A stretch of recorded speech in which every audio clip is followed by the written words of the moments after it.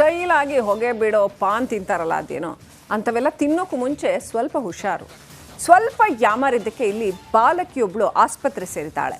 ಪಾನ್ಗೆ ಹಾಕಿದಂತಹ liquid nitrogen ಬಾಲಕಿಯ ಜೀವಕ್ಕೆ ಕಂಟಕ ಆಗಿದೆ.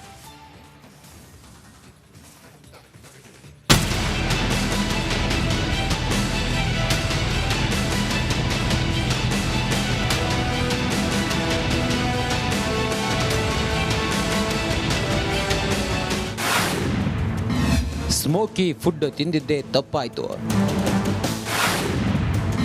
ಹೊಗೆ ಬಿಡುವ ಪಾನ್ ತಿಂದ್ರೆ ಜೀವಕ್ಕೆ ಕುತ್ತು.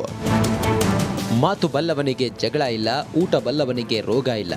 ಅದ್ಯಾಕೋ ಈಗಿನ ಜಮಾನ ಮಂದಿಗೆ ಈ ಮಾತು ಅರ್ಥವೇ ಆಗ್ತಿಲ್ಲ. ಸ್ಟೈಲ್ ಆಗಿ ಹೊಸ ಆಹಾರ ಪದ್ಧತಿ ಹಿಂದೆ ಬಿದ್ದ ಜನರು ತಮ್ಮ ಜೀವಕ್ಕೆ ಕುತ್ತು ತಂದುಕೊಳ್ತಿದ್ದಾರೆ.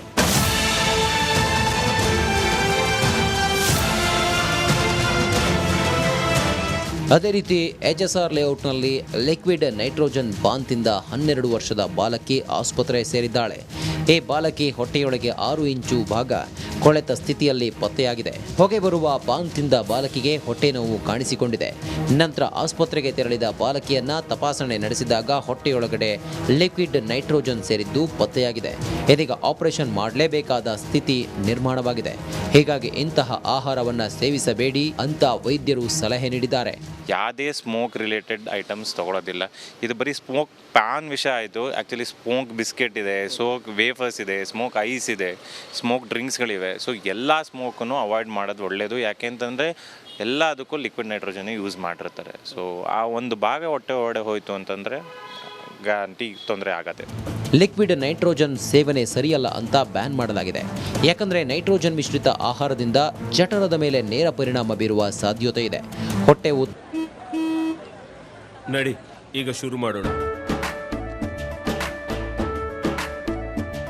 ಕೇಸರಿಯಿಂದ ಮನೋಲ್ಲಾಸ ಮನಸ್ಸು ಮತ್ತೇರಿ ಕುಣಿದಾಡಿದೆ ನೋಡು, ಮನಸ್ಸು ಮತ್ತೇರಿ ಕುಣಿದಾಡಿದೆ ನೋಡು. ಕ್ಷಣ ಕ್ಷಣವೂ ಆಚರಿಸಿ ಕೇಸರಿ ಹಬ್ಬ. ವಿಮಲ್ ಬಾಯಲ್ಲಿ ಹೇಳಿ ಕೇಸರಿ.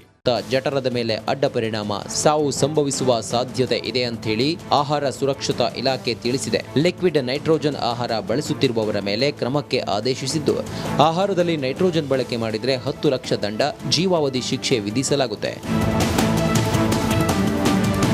Veeresh Hiremath, metro bureau, Republic Kannada.